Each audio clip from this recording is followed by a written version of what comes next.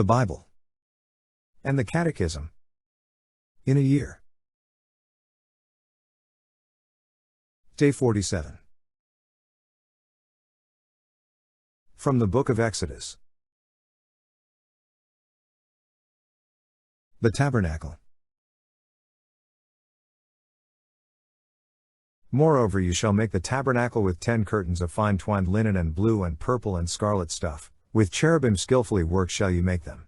The length of each curtain shall be 28 cubits, and the breadth of each curtain 4 cubits. All the curtains shall have one measure. 5 curtains shall be coupled to one another, and the other 5 curtains shall be coupled to one another. And you shall make loops of blue on the edge of the outmost curtain in the first set, and likewise you shall make loops on the edge of the outmost curtain in the second set. 50 loops you shall make on the one curtain, and 50 loops you shall make on the edge of the curtain that is in the second set. The loops shall be opposite one another. And you shall make 50 clasps of gold, and couple the curtains one to the other with the clasps, that the tabernacle may be one whole.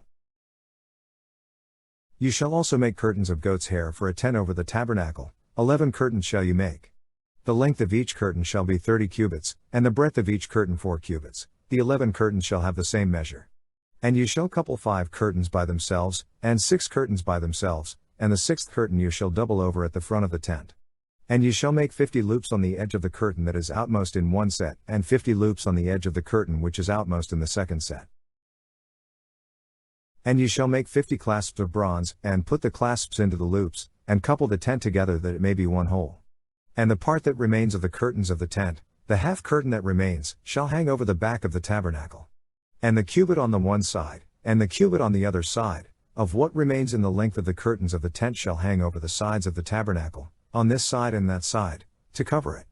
And you shall make for the tent a covering of tanned ram skins and goat skins. The framework.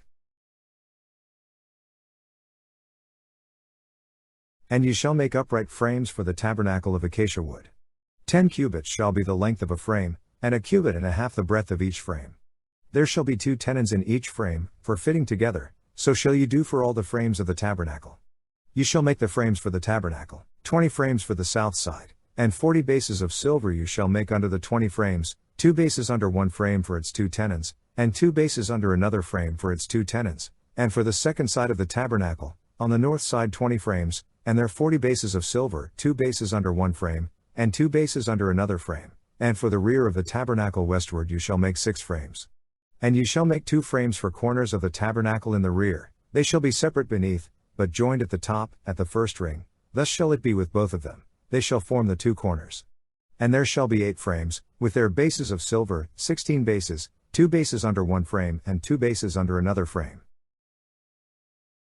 And you shall make bars of acacia wood, 5 for the frames of the one side of the tabernacle, and 5 bars for the frames of the other side of the tabernacle, and 5 bars for the frames of the side of the tabernacle at the rear westward.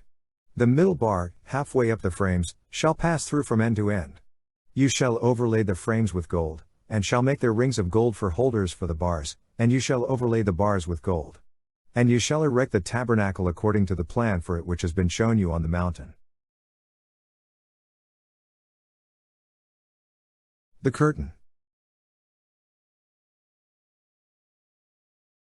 And you shall make a veil of blue and purple and scarlet stuff and fine twined linen, in skilled work shall it be made, with cherubim, and you shall hang it upon 4 pillars of acacia overlaid with gold, with hooks of gold, upon 4 bases of silver.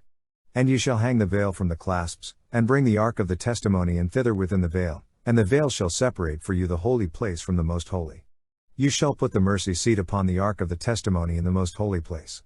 And you shall set the table outside the veil, and the lampstand on the south side of the tabernacle opposite the table, and you shall put the table on the north side.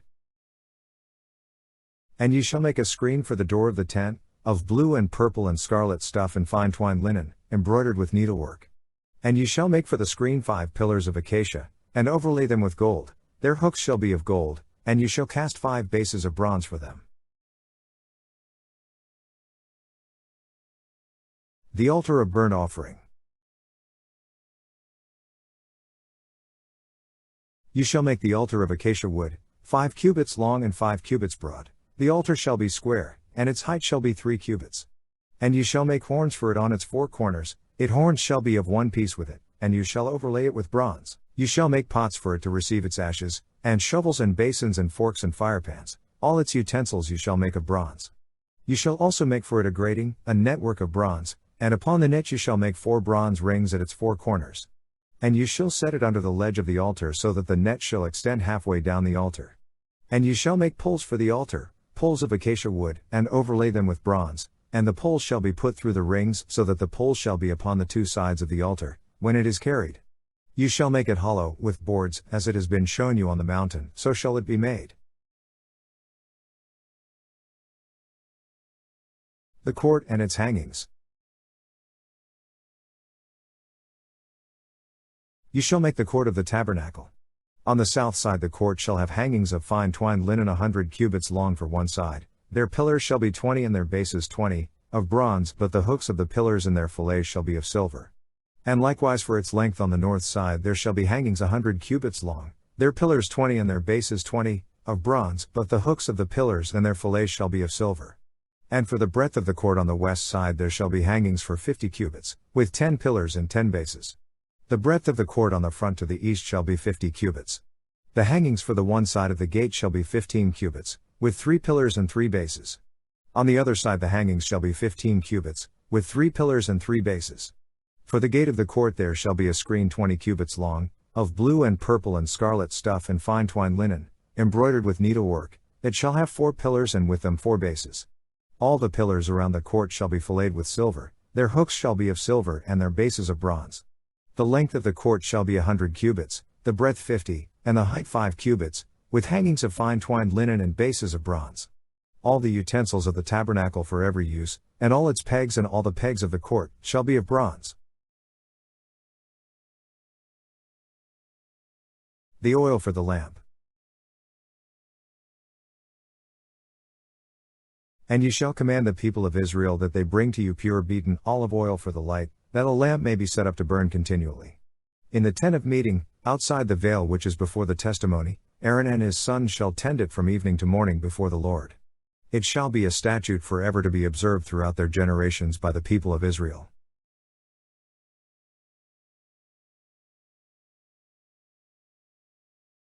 From the Book of Psalms. God's rule over the nations. To the choirmaster. A psalm of the sons of Korah. Clap your hands, all peoples. Shout to God with loud songs of joy.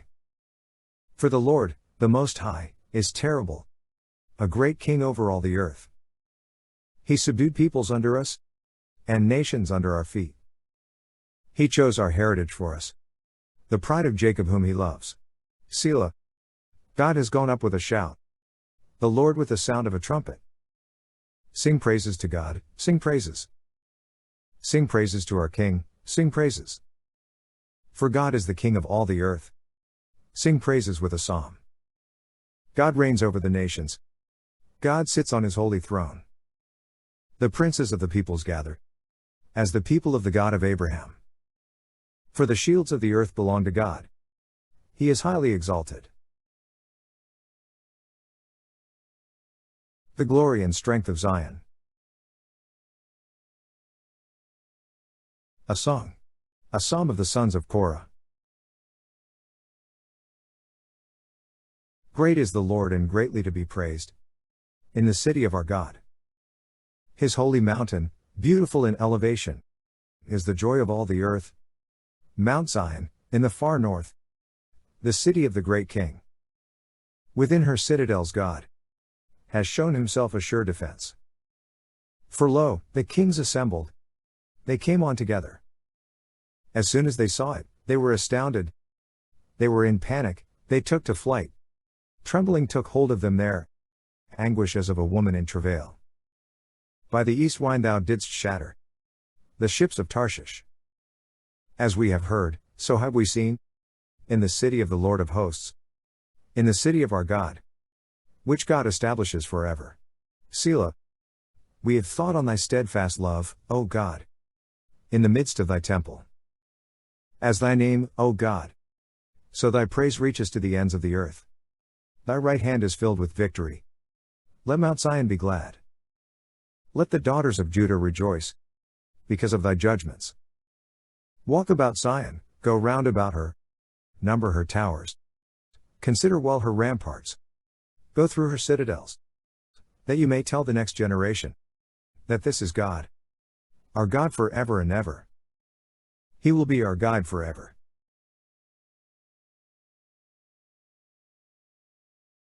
From the Gospel of Matthew.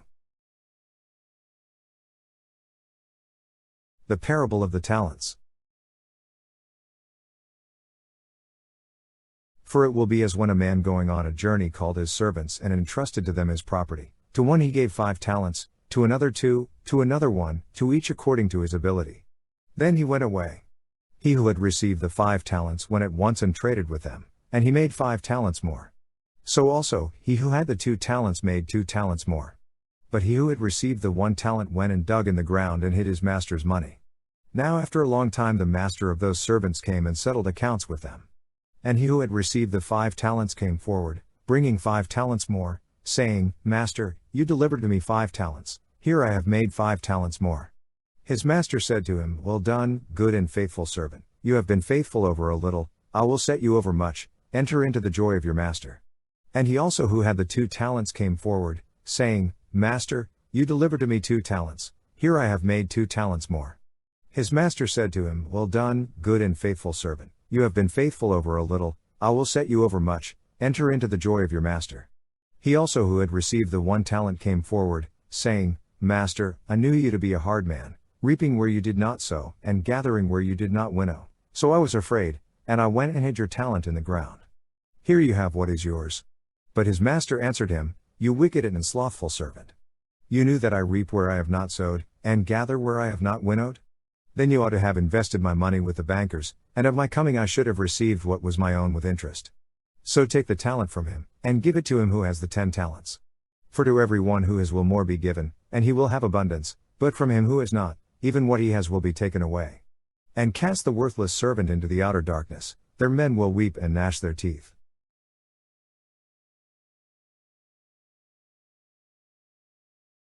From the Catechism. Men in Paradise. The first man was not only created good, but was also established in friendship with his Creator and in harmony with himself and with the creation around him, in a state that would be surpassed only by the glory of the new creation in Christ. The Church, interpreting the symbolism of biblical language in an authentic way, in the light of the New Testament and tradition, teaches that our first parents, Adam and Eve, were constituted in an original state of holiness and justice. This grace of original holiness was to share in divine life. By the radiance of this grace all dimensions of man's life were confirmed. As long as he remained in the divine intimacy, man would not have to suffer or die. The inner harmony of the human person, the harmony between man and woman, and finally the harmony between the first couple and all creation, comprised the state called original justice. The mastery over the world that God offered man from the beginning was realized above all within man himself, mastery of self. The first man was unimpaired and ordered in his whole being because he was free from the triple concupiscence that subjugates him to the pleasures of the senses, covetousness for earthly goods, and self-assertion, contrary to the dictates of reason. The sign of man's familiarity with God is that God places him in the garden. There he lives to till it and keep it. Work is not yet a burden, but rather the collaboration of man and woman with God in perfecting the visible creation. This entire harmony of original justice, foreseen for man in God's plan, will be lost by the sin of our first parents. In brief. Father, you formed man in your own likeness and set him over the whole world to serve you, his creator, and to rule over all creatures. Man is predestined to reproduce the image of God's Son made man, the image of the invisible God, so that Christ shall be the firstborn of a multitude of brothers and sisters. Man, though made of body and soul, is a unity. The doctrine of the faith affirms that the spiritual and immortal soul is created immediately by God. God did not create man a solitary being. From the beginning, male and female he created them. This partnership of man and woman constitutes the first form of communion between persons. Revelation makes known to us the state of original holiness and justice of man and woman before sin. From their friendship with God flowed the happiness of their existence in paradise.